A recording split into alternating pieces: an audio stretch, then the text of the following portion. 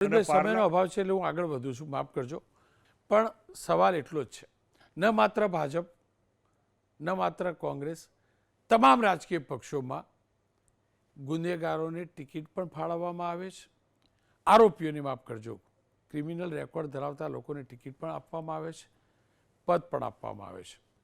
આશા અને અપેક્ષા રાખીએ. લોકશાહી ચોક્કસ છે, તમામને ચૂંટણી લડવાનો અધિકાર છે, તમામ રાજકીય પક્ષોને કોને ટિકિટ આપવી ના આપવી, કોને નેતા બનાવવા ન બનાવવા એમનો અબાધિત અધિકાર છે.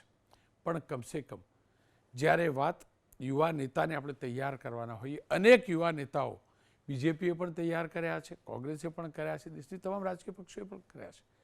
તો નવી પેઢી જ્યારે આપણે તૈયાર કરી રહ્યા છીએ ત્યારે કમસે કમ એ ધ્યાન રાખવામાં આવે કે યુવાનોના ભવિષ્ય સાથે ખેલવાનો જેની ઉપર આરોપ લાગ્યો હોય તેવા લોકોને દૂર રાખવા જોઈએ.